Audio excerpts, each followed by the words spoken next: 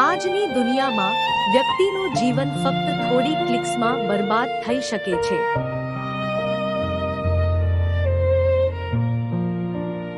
ભારત અને વિશ્વના ઘણા ભાગોમાં નકલી અથવા મોર્ફ કરેલા ફોટા અને જનરેટેડ છબીઓનો ઉપયોગ લોકોને અપમાનિત કરવા અને બ્લેકમેલ કરવા માટે કરવામાં આવે છે.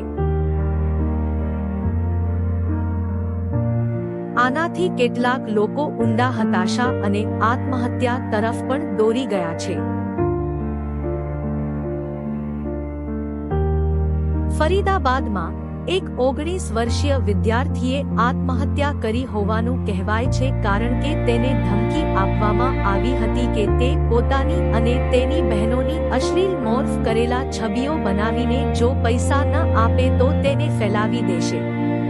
તમિલનાડુમાં એક યુવતીએ ફેસબુક પર વારંવાર મોર્ફ કરેલા નગ્ન છબીઓ પોસ્ટ કરવામાં આવ્યા બાદ આત્મહત્યા કરી હતી. તે શરમ સહન કરી શકી નહીં.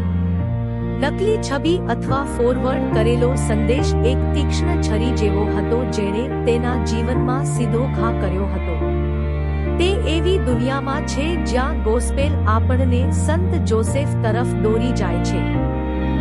જોસેફ પાસે મેરીનો પર્દાફાશ કરવાની શક્તિ હતી. જ્યારે તેને ખબર પડી કે તેઓ સાથે રહેતા હતા તે પહેલા મેરી ગર્ભવતી હતી, ત્યારે તે જાણતો હતો કે બાળક તેનું નથી. તે દરેકને કહીને પોતાનું નામ બચાવી શક્યો હોત, આ મારું બાળક નથી, હું નિર્દોષ છું. પરંતુ સુવાર્તા કહે છે તે એક ન્યાયી માણસ હતો અને તે તેણીને શરમાવવા તૈયાર ન હતો. તેથી તેણે તેણીને શાંતિથી છોડી દેવાનું નક્કી કર્યું. સંપૂર્ણ સત્ય જાણતા પહેલા જ યુસુફે બદલો લેવા કરતા ગયા, ખુલાસો આપવા કરતા રક્ષણ પસંદ કર્યું. યુસુફે દુઃખ અને મૂંઝવણમાં હોવું જોઈએ. જો કે તે ગામમાં ફરીને પોતાની વાર્તા કહેતો નહોતો. તેણે લોકોને પોતાના પક્ષમાં લેવાનો પ્રયાસ કર્યો ન હતો. તેણે પોતાનું દુઃખ પોતાની અને ભગવાન વચ્ચે રાખ્યું હતું.